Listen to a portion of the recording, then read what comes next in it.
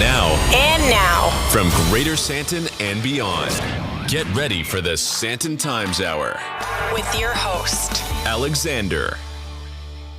It's the SANDTON Times Hour on Mix 93.8 FM, and as always, available as a podcast on Apple, Google, and Spotify. My name is Alexander Leitner. This is edition 106. It's week 11 of 2023, and we're well into March. And if you want to get in touch, you can email editor@sandtontimes.co.za or connect with us on social media at SANDTON Times and visit the website www.sandtontimes.co.za. And as always, if you want to send some questions, a comment, some feedback, some thoughts, some input into the content, all is welcome, and I encourage you to use those channels to do so. And if you're listening from across Gauteng, South Africa, or somewhere in the world, on radio or as a podcast community, I'm happy to report that all is well in Sandton land. And as always, Vincenzo joins me behind the desk. Listen, I'm glad we didn't stick around last week for that cabinet reshuffle announcement. I think we would have been here till late at night. My gosh, that was late. And also, nothing earth-shattering, right? I mean, I suppose from tourism and the arts and culture portfolio, they got a bit of a refresh. But let's see what happens there. If you are listening live on Mix 93.8 and not to the podcast, well, you can use the WhatsApp line right now. It's open 0848220938. And just save the number on your phone. And then you can just WhatsApp whenever you want to. Not just this show, any show on Mix. So there you have it, 0848220938. Send a WhatsApp. It's always good to hear from you. Well, the weeks are just flying at the moment. I don't know about you. It just feels like things are really starting to gain momentum. And then we've got Easter around the corner, and then everything slows down again. So this is, I suppose, like the last big push before that Easter holiday, which is basically almost like the December holiday. I mean, it's just one public holiday and one holiday after another. But I had a breakfast this past Wednesday with Discovery Bank here at their head office in Sandton with Visa. And they were looking at how we're spending our money, which is quite interesting. And online shopping is going strong. So is the food delivery and takeaways business. It seems like we're spending a lot of money on food delivery and takeaways. On the one hand, I think load shedding is playing a big part in that, according to some of the data. Makes sense. When load shedding hits, we hit a restaurant or we order on our apps or online, and the food gets delivered to you. And I think the food delivery systems are also just become so good that it's becoming a little bit of a seamless exercise. And then local travel is also one of those big expenditure points. So all of you people with Discovery Bank and you've got the Discovery credit card, you seem to be still going strong. I mean, all the things that are happening around us. Yet Discovery Bank's clients seem to be holding up quite all right for now. Well, coming up on this week's show, one of Sandton's largest church communities celebrated its 30th anniversary towards the end of last year. I catch up with its founder and senior pastor to chat about the journey so far. Then he's one of South Africa's most well-known artists and certainly comedic royalty in South Africa. And he's back with a brand new show, and I'm looking forward to chatting to him in a few minutes. Then, as fuel prices keep going up and the rand weakens, have you thought of switching to an electric or hybrid car? Well, I'll be getting some more info from a recent survey on the topic, so stay tuned for that. And finally, a play thousands of years in the making heads to Sandton to make you laugh about your relationship. This and more coming up shortly. But as always, we'll do the headlines in a minute. But before we do that, let's get the hour going with something from our playlist. Show some love. subscribe, share, Leave a review and rating for the SANDTON Times Hour on your favorite podcast app now. Follow the SANDTON Times on social media. At SANDTON Times. This is the SANDTON Times Hour on Mix 93.8 with Gorgeous by Ash and Naylor. I saw some people went to Ultra this past weekend, Vincenzo, and yeah, they did look indeed very gorgeous. It's time for the headlines for this week. Well, the South African.com reports CCTV footage of a kidnapping in Bryanston this past week has been shared on social media, and in the CCTV footage, a man can be seen running into a car dealership trying to evade his kidnappers. And then a few seconds later, he is seen being pulled by his clothes while on the floor trying to escape. The suspects are heavily armed in the footage, and they utilize a silver Mercedes-Benz C-Class C180. And Gauteng seems to be a hotspot for kidnappings at the moment. And it isn't clear what has happened to this businessman, but we can only hope that he is found soonest. Then talking about Ultra, 27-year-old South African rapper Costa Titch collapsed on stage during his performance at the music festival and died. A year ago, Costa released a song 4 a.m. in SANDTON, where he talks about some of the major attractions of the area, and friends and family are left completely shocked and horrified. I mean, 27 years old, and condolences go out to his family and friends during this very difficult time. And then a little something different. I wasn't quite sure where we're going to slot this in otherwise during this hour, but we've got an exclusive movie screening happening first week in April, and I'd like some of you to be part of it. Together with New Metro Hyde Park Corner, I'll be hosting our first movie night and an exclusive screening of the movie Air, starring Ben Affleck, Viola Davis, Matt Damon, Chris Tucker, and Jason Bateman. Air tells the story of shoe salesman Sonny Vaccaro and how he led Nike in its pursuit of the greatest athlete in the history of basketball, Michael Jordan, creating a partnership that revolutionized the world of sports and contemporary culture. Vincenzo, do you have the trailer? 1984 has been a tough year. Our sales are down, our growth is down. Sonny, I brought you in here to grow the basketball business. People don't know what the hell a Nike is. What's a Converse? NBA All-Star shoe. There's nothing cool about Nike. You would have to have a pretty compelling pitch. I can tell them the one thing the other companies can't compete with. Our basketball division is terrible. I do not love it. This is where you come up with a brilliant idea that no one else can see. Let's hear it. I got it. I found him. Who's that? Jesus? Can't afford it. I'm willing to bet my career on one guy. My name's Sonny Vaccaro. I'm with Nike. Do you typically make it a habit of showing up at people's front doors unannounced? I don't like to take no for an answer. Oh, man. Here we go. You ask me what I do here. This is what I do. I find you players, and I feel it this time. Yeah, okay, it's risky. When you were selling sneakers out of the back of your Plymouth, that was risky. Don't change that now. For a rookie? Yes. Who's never set foot on an NBA court. That's the literal definition of rookie, yeah. What's the plan? We build a shoe line around just him. I need the greatest basketball shoe that's ever been made. Who's the player? Michael Jordan. Your motor is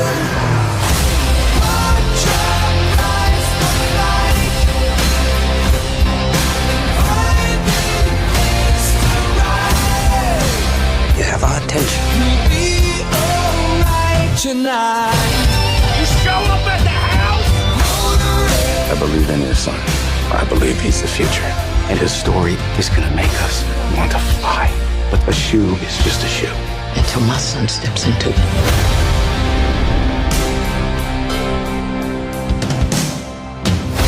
You got a name for it? Air Jordan. I don't know. Seriously? Maybe it'll grow on me.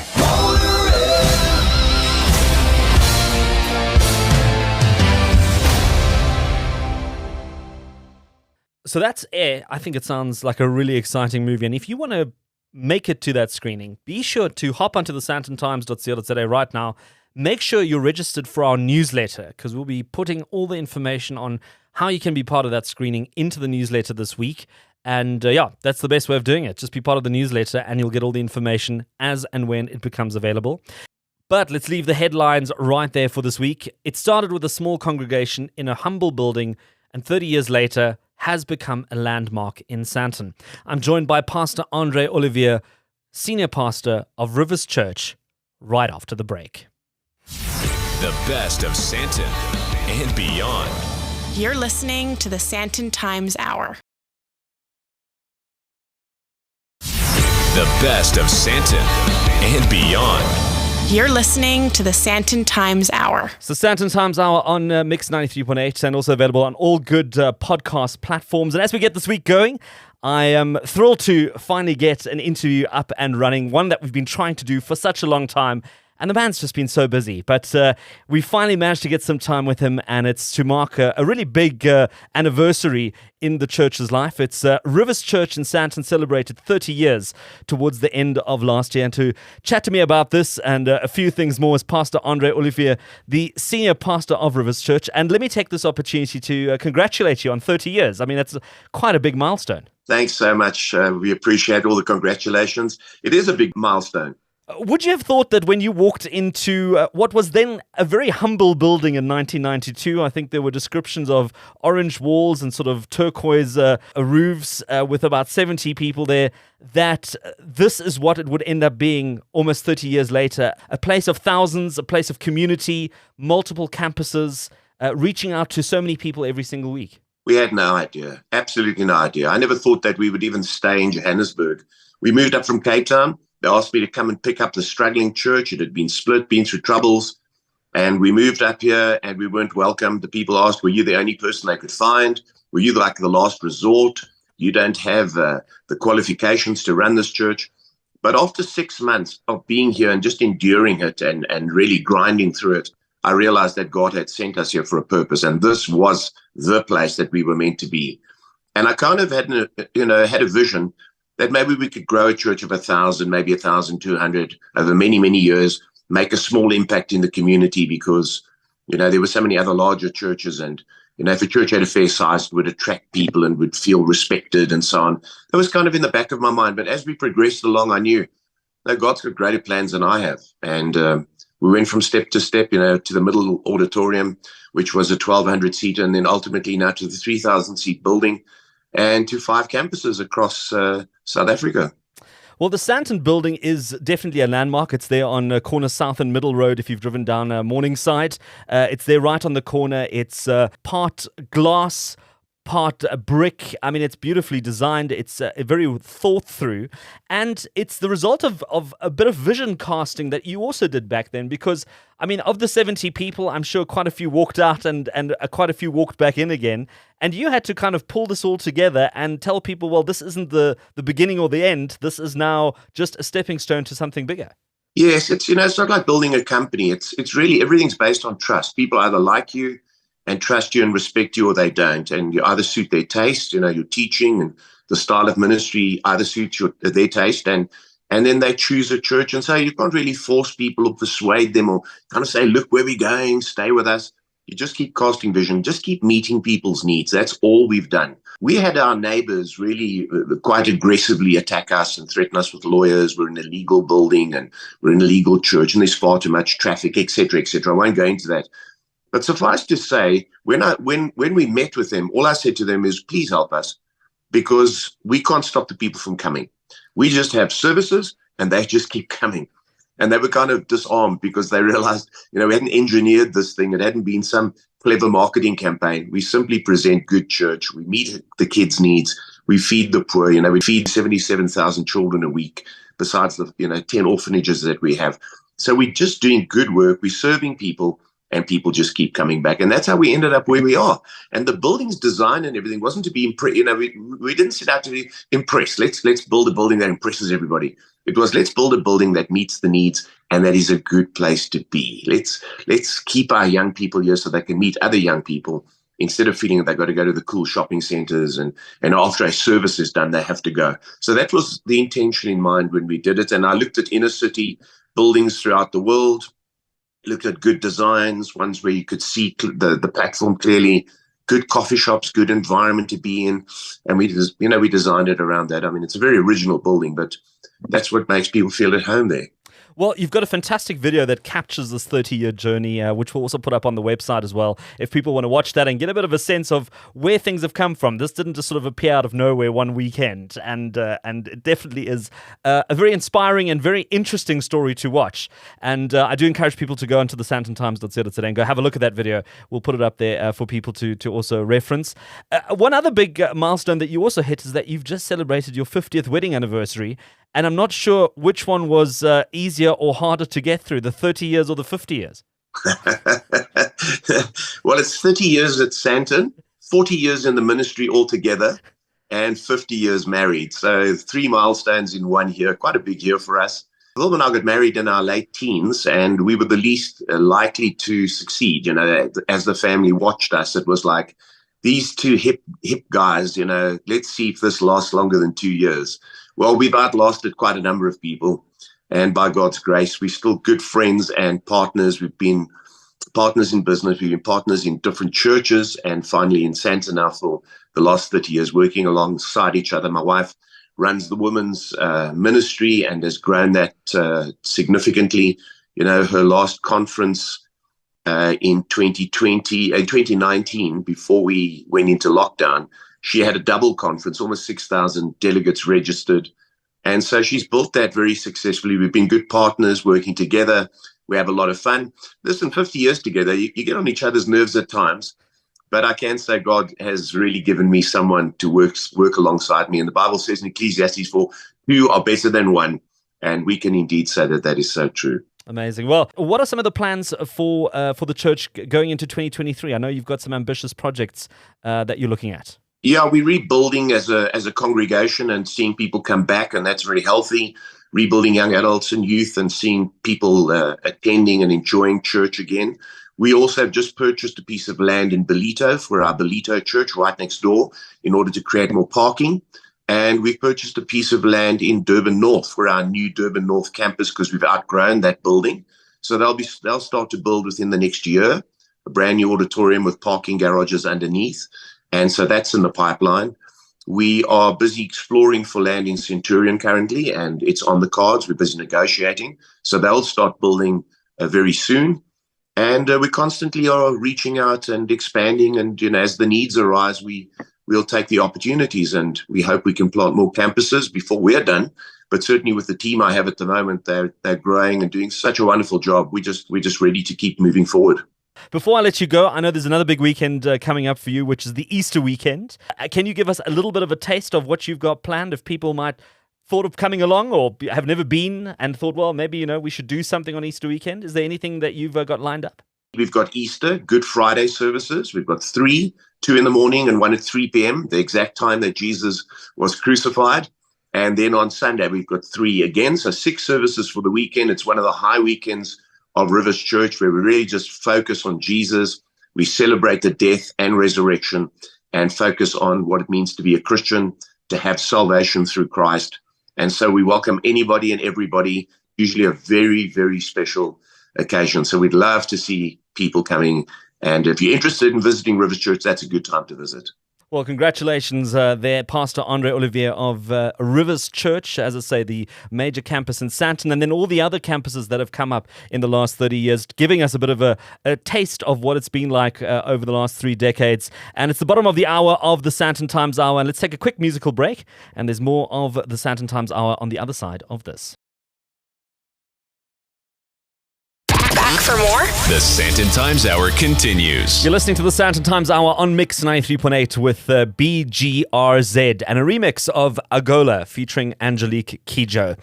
Taking you into the second half of the SANTON Times Hour, my name is Alexander Leibner, and you know how this works. If there's anything that sounded great on the show, something that you didn't get a chance to take note of, well, you can get all the details on the website, www.santontimes.co.za, under this week's show notes, and you can get a detailed breakdown of everything we've discussed, everything we've mentioned during the show, and so much more.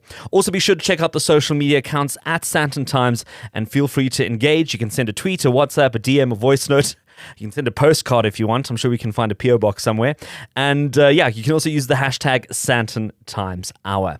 As we get into the second half of this week's show, I am truly honored to be joined by one of South Africa's theatrical greats, comedic greats. I mean, just so many greats on so many levels. He's got a new show coming out in April, and I'm joined by the one and only Pieter-Dirk Uys. And Peter, thank you so much for making time to be on the SANTON Times Hour.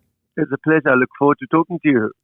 Well, Peter, I mentioned you've got a new show coming up, but I think before we get into this new show that you're going to be presenting, I mean, you've lived through so many interesting times and moments in South Africa. I even remember there was a documentary made on your life called Laughing at the Dark. And I mean, that must have aged quite differently right now. Yep, it ages. It changes by the day. You know, I used to have 365 days in my year. Now I have 2 days, today and tomorrow. Yeah.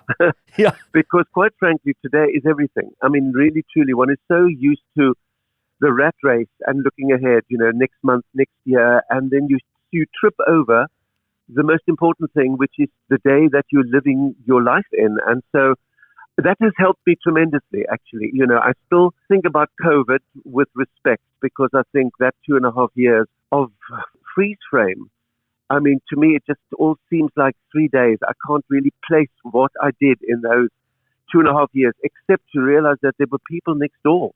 There were neighbors next door that I never had the chance to actually talk to them because I was always rushing off somewhere. So that's something I don't want to lose, but I do look forward to coming back to Johannesburg to perform because it is a wonderful city with a tremendous energy. And I think the energy is something that we need to sort of bring back to whatever we do. So I look back to my life as well with a certain amount of disbelief. The documentary they did was great at the time, but it sort of dates itself just by being in the past. So now I try and look to the future, which is tomorrow, and everything after tomorrow is penciled in. I only ink in 24 hours before the event because you never know what happens. Well, your new show is called Sell By Date, and it's coming to Monte Casino. And Peter, what's Sell By Date all about? I mean, that almost sounds like you're ready to retire and sit on a patio somewhere. It's wonderful. I'm 77 now. I still feel that I'm sort of 23, maybe 24, but 77. And yes, people say to me quite recently, a lady stopped me in the supermarket and she said, "Oh my gosh, when are you going to stop? When are you going to stop?" I said, "You know, darling, I'll stop when you die. The day you die, I promise I'll stop. So let me know." And that is the sort of a joke that I make with many people because retirement is something that I don't understand. Retire, I would say retread, reinvent, and come to terms with certain things that aren't working so well. I mean, I keep on saying the hubcaps have fallen off, but the wheels still turn. And Sell By Date is a great title because I've always been fascinated by things that reach their sell by date. Some things last beyond the sell by date. And some things like democracy, you know, that's one of the things I talk about is, has democracy reached its sell by date? Has religion become a big commercial reality, and has that also have questions? So I bring that in as well, which is also treading a very thin line because religion is one of the areas that you don't find a lot of humor in. So it's really truly, it's me on stage, 77 me. I have just had a major, I call it a major amputation, a new knee, which really truly was not for sissies. I mean, it has changed my respect for being a little bit careful where you put your feet.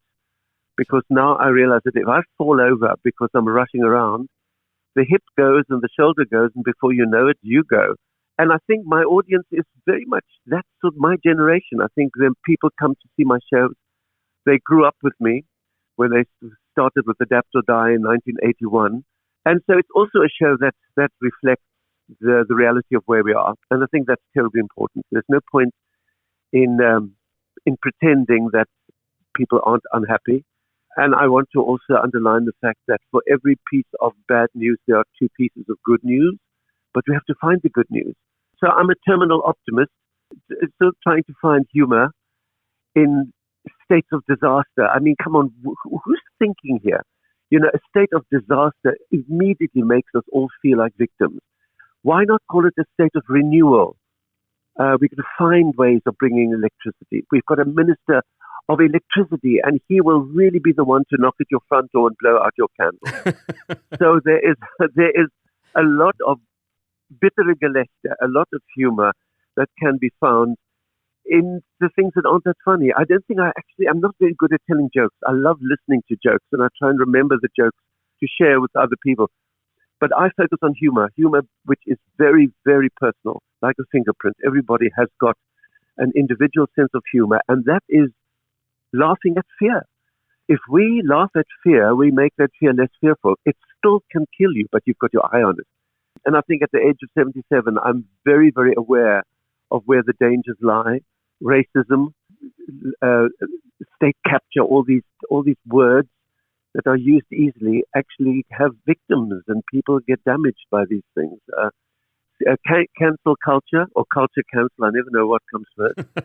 Can I still do a Vita Besaidnet? I mean, am I still politically and socially accepted for me to impersonate a woman? People have said to me, you can't do that anymore. And I say, but it's called acting.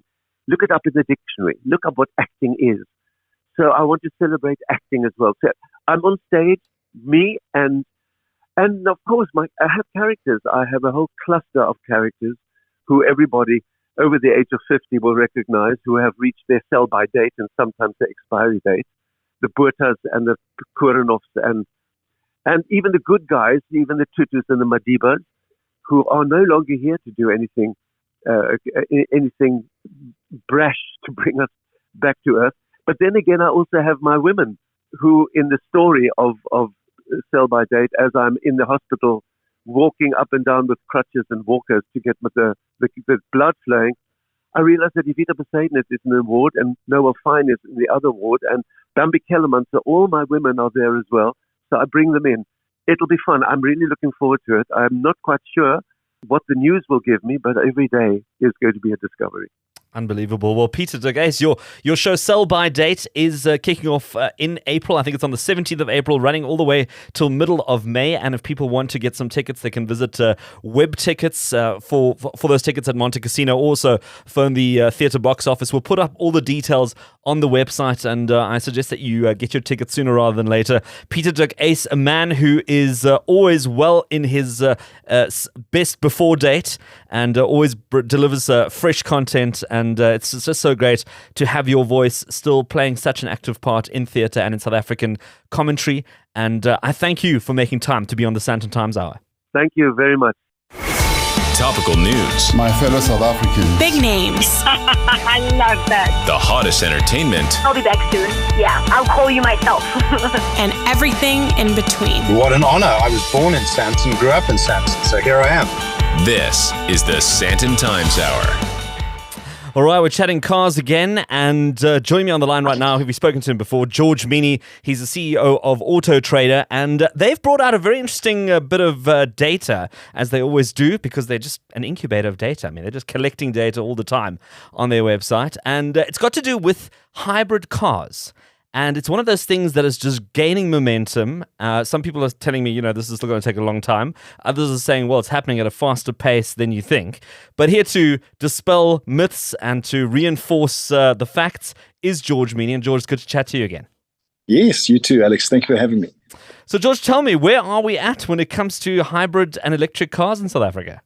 Well, I think, Alex, to kind of paint the backdrop a little bit, we've produced the EV Buyer Survey now 3 years in a row. And EV Buyer Survey, in conjunction with AutoTrader's data, and, you think you mentioned at the beginning of this, we collect thousands, tens of thousands of data points on a hourly, daily basis because consumers are searching for cars all the time. So layered with our own search data, which is real time, and we can go into history.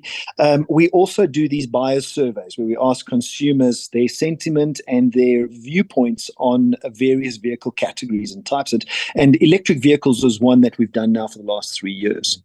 So we decided, after the Toyota Cross was launched last year and seeing the success of the Toyota Cross, looking at the search data, realizing that hybrids are starting to pick up momentum when it comes to consumers and searching for cars. Why is this? Let's see if we can get some more color to the data around hybrid vehicles. And it turns out that I think because of one particular element within the category of battery electric vehicles, hybrids are something that is an alternative because the price point for battery electric vehicles are just way too high still.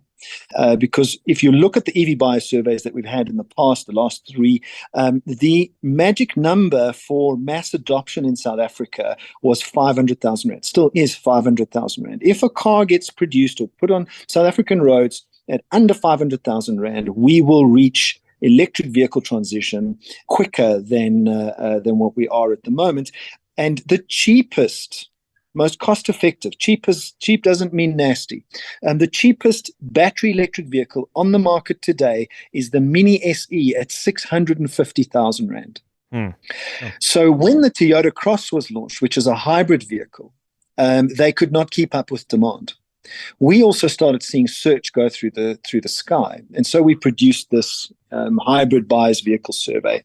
And it turns out that hybrid vehicles is more than likely going to be the middle step between the current ICE vehicle world and the future of battery electric, and that's mainly because of the price point.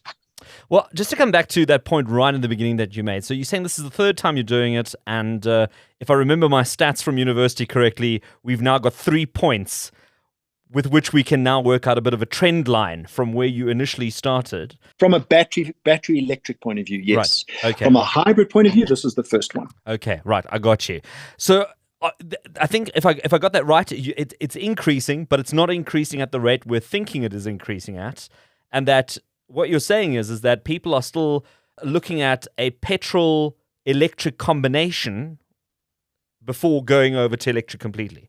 100%. So battery electric searches are still doubling for battery electric. The searches and responses on battery electric vehicles are still doubling year on year, and the number of battery electric vehicles getting onto the roads are still doubling year on year. But what's increasing at an exponential rate more than battery electric are hybrids. So hybrids seem to be the order of the day at the moment, and we feel the main reason is the price point. The Toyota Cross and many other hybrids are actually below the 500,000 Rand price point. Is the move to a hybrid and maybe even later at an electric partly because of our rising fuel prices? And are we also seeing the instability in electricity delivery also playing a factor in terms of go, no go? So let me address the fuel price first.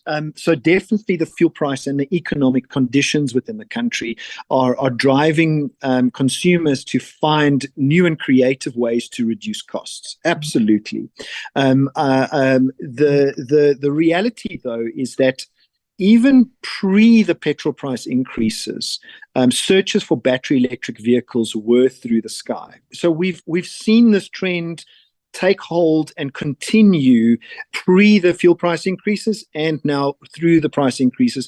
The thing that we've seen increase exponentially, though, are searches for hybrid vehicles. So you might have a very good point there in that fuel price increases has caused people to accelerate their need for the transition to something alternative outside of fuel, saving fuel, whatever the case may be. They look at EVs. Way too expensive, 650,000 Rand. Next price point is 900,000 Rand. Next price point is 1.4 million Rand.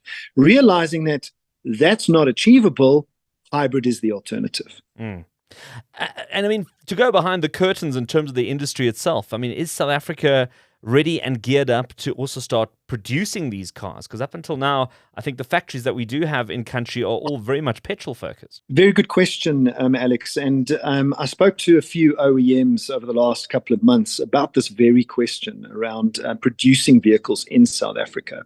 What we don't want to do is import parts, merely assemble, and then not really get any benefit out of manufacture. So the OEMs are taking a slightly different approach. We're still importing all the battery electric vehicles that are hitting our roads. They do have to retool the plants. I think at some point it will get there, but some of the OEMs are looking at Africa as the destination for our current manufacturing processes while importing these battery electric vehicles. So right now, there aren't any plans to retool the plants as far as the OEMs have told me, but that could be something that's on the cards for the future. But at the moment, the volumes are still very low. There's not enough battery electric vehicles in the market in order to retool plants. I mean, you must imagine what it costs to retool plants. Yeah, it must be incredible, and it's one incredible investment, but it is an investment into the future, and we're going to see how that goes. But interesting times at the moment when it comes to technology and when it comes to cars. And George Mienie, CEO of AutoTrader, talking about their 2022 AutoTrader hybrid car buyers survey. I'm going to put up all the details up on the SANTON Times as well if you want to get a little bit more information on that and you want to crunch the numbers and look at them yourselves. It's time for a quick break. We're going to take a quick musical break, and then we're going to be right back with more after this. The best of talk and music in 1 hour. This is the SANTON Times Hour. It's the SANTON Times Hour on Mix 93.8, and that was Swedish House Mafia and Connie Constance with Heaven Takes You Home. And I want to take you home as we wrap it up for another week. And before we do it all of that, we've got another great show coming to SANTON, and I mean, we're just really lining these up in terms of theatre, in terms of entertainment. Thank goodness we're back to those days where we can just look forward to one great bit of performance after another. And one of the shows that's coming to the Theatre on the Square in Sandton is Defending the Caveman with Craig Jackson. And Craig joins me on the line. Craig, good to have you on the SANTON Times Hour. Hi, how's it, Alex? It's awesome, Craig. And listen, Defending the Caveman, for those people who don't know the show or haven't seen the show previously, this isn't a commentary on our current state of load shedding and cooking on open fires at home, is it? It actually has a little bit of that. I mean, this show is old. This show has been around for nearly over 20 years, nearly 25 years. I thought you were going to say 2 million years, but okay, we'll take 25 years.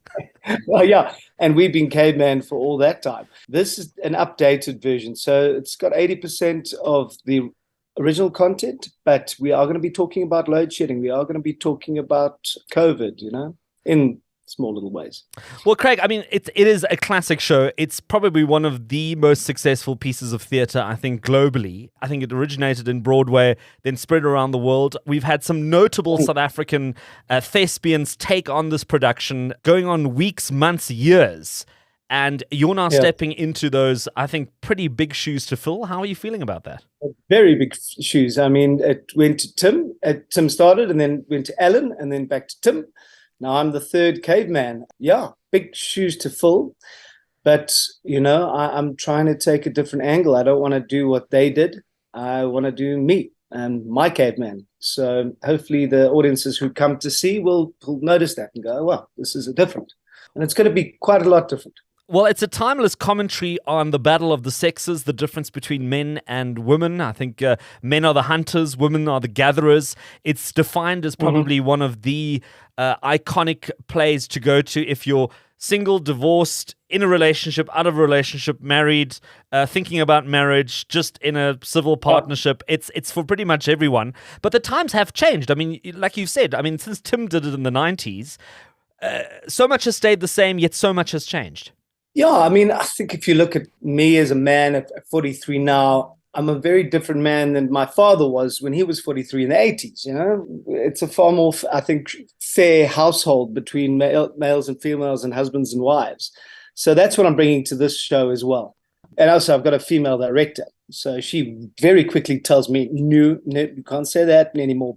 Well, I was going to ask you about that because that's quite an interesting dynamic. I mean, it brings a whole nother sort of blend to this particular show. Have you found that you're changing things quite a bit, that things have sort of, you've rearranged things a little bit? Yeah, this show is an American show originally. So there's a lot of stuff that doesn't kind of translate to South African culture. So certain things she's like, no, we wouldn't do that. And we have like discussions like, do you think? Yeah, I don't think. And then we go, maybe we'll take that out or we'll change that around. So yeah, which is really refreshing to have because that's what I want to do with the show. I want people to come watch and yes, they will remember hunters and gatherers, but I think they're going to sit down and go like, hang on, I don't remember a lot of the stuff and it's very different now. And he's putting it across differently.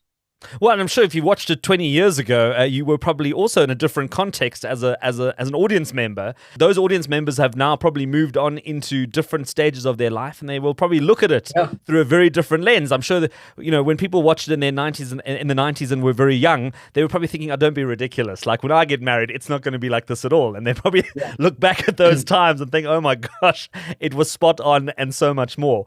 In terms of Caveman, it's an interesting play from a business perspective. Do you kind of have to apply for this play to be able to get the rights to it? Is there a bit of a screening process? Do you have to commit to a certain amount of performances? What's a little bit of the background there? the producer of this who owns the rights, and he's an Icelandic producer, so he does shows around Europe and around the world.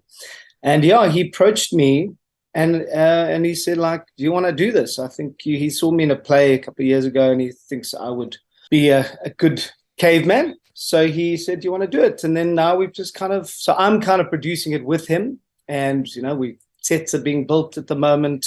And yeah, and after this, hopefully this new caveman, which is me, and the new show will tour around South Africa and get some legs. Amazing. I mean, you're known to have done some very big scale productions on television. I mean, we were just chatting about this off air in terms of some shows you've done on Mnet. I mean, you did Black Sails, which was a big international production as well. So this is a little bit different to the usual sort of dramatic, sort of darker stuff that you do. I mean, this is quite light in comparison.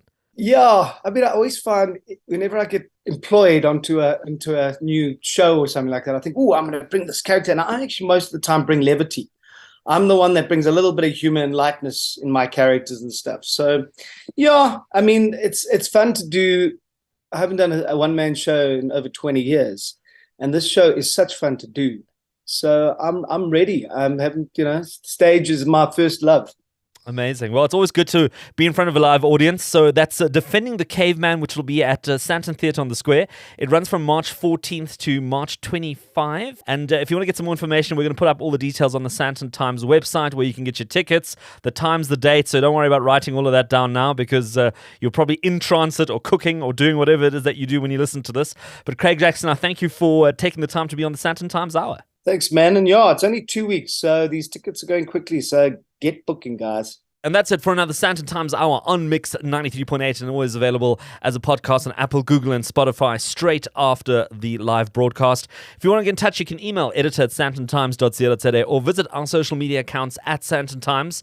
And also don't forget the website, www.sandtontimes.co.za. And as always, feel free to send through your questions, your comments, your input, your thoughts, some content ideas. Always happy to hear from you. And as always, thank you to all my guests who made time to be on the show this week. And Vincenzo, grazie. Thank you so much for all your hard work behind the desk, making us sound good. And also thank you to the SANDTON Times team, as well as everyone at Mix 93.8. And of course, thank you for listening. And let's connect again next week.